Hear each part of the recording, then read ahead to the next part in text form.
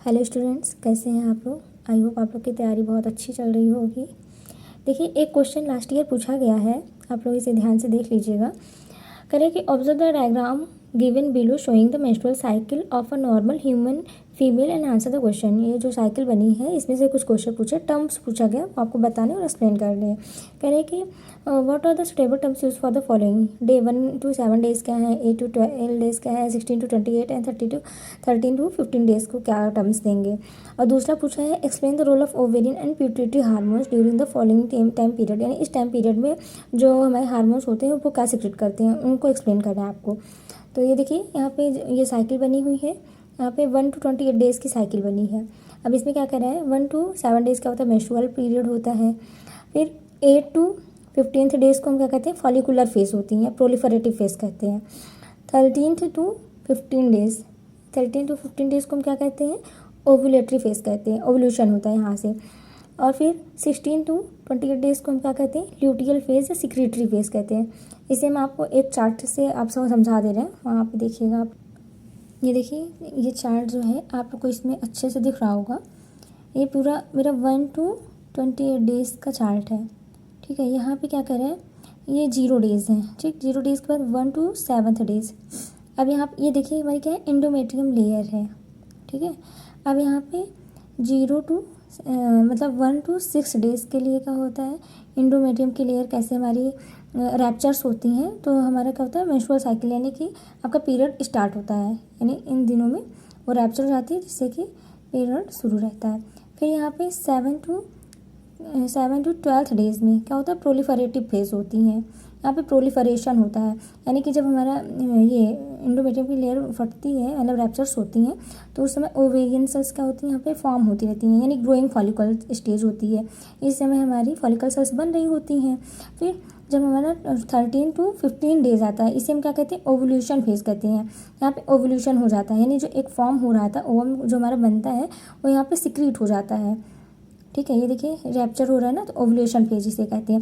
फिर हमारा आता है 16 to 28 डेज़ को हम क्या कहते हैं, सिक्रेटरी फेज कहते हैं। यहाँ पे सिक्रेशन होता है, जो कॉर्पस लूटियम है वो फिर से फॉर्मेशन होता रहता है, फिर ये साइक्लिंग चलती रहती है। इसी तरह यहाँ पे रैप्चर होगा, फिर नई सेल्स बनेगी, ये सेल जो है ग्रो करेगी, फिर इसी तरह से हमारा फॉलिकल्स फिर से बनता रहेगा। तो ये 28 डेज़ की जो साइकिल होती है ऐसे चलती रहती है। अब यहाँ पे देखेंगे हार्मोन्स का लेवल क्या होता है, जो हमारी प्रोलिफरेटिव फेज होती है। यहाँ पे देखिए फॉलिकुलर फेज में क्या हो रहा है, फॉलिकल्स बन रहे हैं, यहाँ पे फॉलिकुलर फेज हो जाएगा।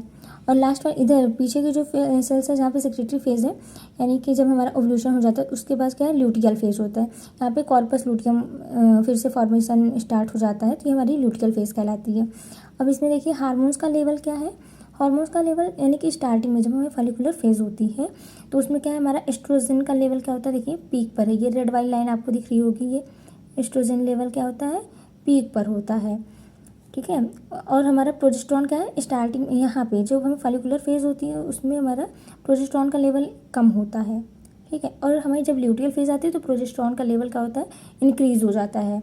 एस्ट्रोजन का लेवल हमारा स्टार्टिंग फॉलिकुलर फेज में इंक्रीज रहता है, फिर हमारा ल्यूटियल फेज में यानी कि भाई 20 डेज़ के बाद हमारा ल्यूटियल फेज में फिर एक बार एस्ट्रोजन का लेवल बढ़ता है और प्रोजेस्टेरॉन का लेवल हमारा ल्यूटियल फेज में इंक्रीज रहता है। अब हमारा दूसरा देखेंगे हम एंटीरियर प्यूटिटरी हार्मोन्स, ठीक है। इसमें कौन से आते हैं, हमारे 2 हार्मोन्स आते हैं, एक ल्यूटनाइजिंग हार्मोन्स आता है, एक फॉलिकुलर स्टिमुलेटिंग हार्मोन्स आता है। अब देखिए आप देख रहे होंगे यहाँ पे स्टार्टिंग में हमारा क्या है, फॉलिकुलर स्टिमुलेटिंग हार्मोन्स, ये देख रहे हैं आपको पर्पल लाइन दिख रही है, सॉरी ब्लू कलर की लाइन, ये फॉलिकुलर स्टिमुलेटिंग हार्मोन्स क्या है, यहाँ पे हमारा इसका लेवल नॉर्मल है, फिर ये हमारा इंक्रीज होते हैं, यानी जब हमें 13 to 15 डेज़ पे आते हैं तो इसका लेवल इंक्रीज हो जाता है, और फिर इसका लेवल जब ओवल्यूशन हो जाता है तो फिर इसका लेवल क्या होता है, कम हो जाता है। और इसी तरह हमारा जो हमारी ल्यूटनाइजिंग हार्मोन्स है, इसमें क्या होता है, स्टार्टिंग में इसका हार्मोन्स का लेवल एकदम डिक्रीज रहता है, और जैसे हमारा ओवल्यूशन स्टार्ट होता है उस समय इसका हार्मोन्स लेवल क्या होता है, पीक पर होता है। ल्यूटनाइजिंग हार्मोन्स और फॉलिकुलर स्टिमुलेटिंग हार्मोन्स दोनों का ओवल्यूशन टाइम में क्या होता है, इंक्रीज हो जाता है इनका लेवल। देख रहे हैं आप लोग, ये देखिए ल्यूटनाइजिंग हार्मोन्स ऊपर पीक पे है, फॉलिकुलर स्टिमुलेटिंग हार्मोन्स पीक पर है 13 to 15 डेज यानी ओवल्यूशन पीरियड में, और उसके बाद फिर ये डिक्लाइन फेज में आ जा रहा है, फिर यानी कि इसका लेवल डिक्रीज हो जा रहा है। ठीक है, ये आपको समझ में आ गया। पहले फॉलिकुलर फेज है, दूसरा हमारा लुटियल फेज है। अब यहाँ पे देख रहे हैं एंटीरियर पिट्यूटरी हार्मोन्स कौन से होते हैं, लुटनाइजिंग हार्मोन्स होता है और फॉलिकुलर स्टिमुलेटिंग हार्मोन्स होते हैं, FSH। इसका फुल फॉर्म आप याद कर लीजिए, पूछा जाता है। दूसरा है ovarian hormones, ovarian hormones estrogen progesterone. ठीक, आई थिंक आपको ये डायग्राम समझ में आ गया होगा। अब देखते हैं, अब देखिए क्वेश्चन का आप आंसर आराम से बता लेंगे। पहला क्वेश्चन क्या है, इसमें जो टर्म्स हमें बताने कह रहा है कि सुटेबल टर्म्स क्या बताना है, तो डे 1 to 7 को क्या कहेंगे, डे 1 to 7 को हम मेंस्ट्रुअल पीरियड कहेंगे। देखिए यहाँ पे बना है मेंस्ट्रुअल पीरियड। फिर दूसरा हमारा डे 8 to 12 डेज को क्या कहेंगे, फॉलिकुलर फेज कहेंगे या प्रोलिफरेटिव फेज कहेंगे, यानी कि फॉलिकल सेल्स क्या कर रही थी, ग्रो कर रही थी ना। तो 8 to 12 डेज में यहाँ पे फॉलिकुलर सेल्स बनेंगी, प्रोलिफरेट करेंगी, बढ़ती रहेंगी, ग्रो करती रहेंगी। फिर हमारा 16 to 28 डेज को हम क्या बोलेंगे, ल्यूटियल फेज कहेंगे या सिक्रेटरी फेज कहते हैं। देखा था ना पूरा ल्यूटियल फेज अभी डायग्राम में पीछे बन रही थी, तो फिर से ल्यूटियल फेज बन रही है, तो इसलिए हम 16 to 28 डेज को हम क्या कहेंगे, ल्यूटियल फेज कहेंगे। और हमारा 13 to 15 डेज, यहाँ पे देखिए 13 से 15 क्या हम कहेंगे, ओवुलेटरी फेज कहेंगे, यानी कि ओवल्यूशन होता है। आपने देखा जब फॉलिकल सेल्स बन गई थी तो क्या हो रहा था, ओवल्यूशन हो रहा था, ओवम का सिक्रीशन मतलब सेक्रीशन हो रहा था या रैप्चर हो रहा था, ओवम मतलब सिक्रीट हो रहा था, रिलीज हो रहा था, ये कहेंगे, तो इसे हम ओवुलेटरी फेज कहेंगे। ठीक, अब दूसरे क्वेश्चन में क्या पूछ रहा है, explain the role of ovarian and pituitary hormones during the following time period.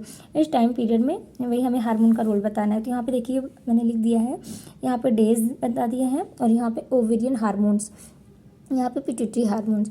अब ओवेरियन हार्मोन्स में जो हमारा पूछा है पहले डे 8 to 12 डेज में हम क्या बताएंगे, तो यहाँ पे हम बताएंगे ओवेरियन हार्मोन हमारे कौन से थे, 2 हार्मोन्स थे, एक एस्ट्रोजन था, एक प्रोजेस्टेरोन था।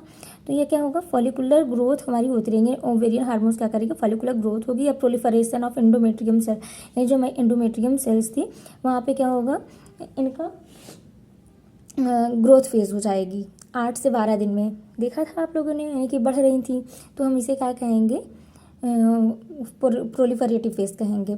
और इसमें दूसरा पिट्यूटरी हार्मोन्स में क्या होगा, सैमुलेट फॉलिकुलर डेवलपमेंट या secretion of oestrogen bye growing follicles, जो फॉलिकल सेल्स होते हैं उनके ग्रो करने के लिए यहाँ पे लेवल क्या था, सिक्रीशन हो रहा था एस्ट्रोजन का।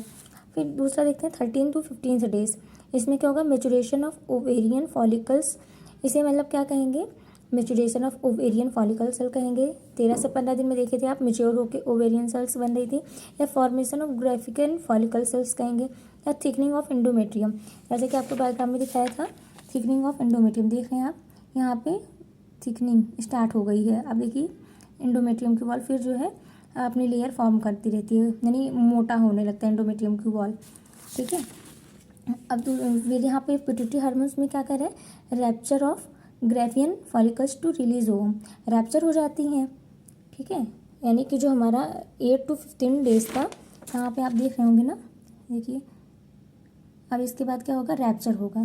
तो वही बता रहे हैं, ये कह रहे हैं rupture of graafian follicles to release ovum, यहाँ पे ओवम का रिलीज होगा। फिर आता है हमारा 16 to 28 डेज, यानी 16 से 28वें दिन में क्या होता है, मेंटेनेंस ऑफ एंडोमेट्रियम, जब हमारी एंडोमेट्रियम की वॉल फिर क्या करती है, अपने आप को मेंटेन करती है, उसकी थिकनेस हो जाती है, मेंटेन की रहती है 28 डेज तक। फिर हमारा और इधर पिट्यूटरी हार्मोन्स में क्या होगा, secretion of progesterone from corpus luteum, क्या होगा, प्रोजेस्टेरोन का सिक्रीशन होता है, कॉर्पस लूटियम जहाँ से हमारी होती है वहाँ से सिक्रीट किसका होता है, प्रोजेस्टेरोन का। ठीक है, आई थिंक आपको सब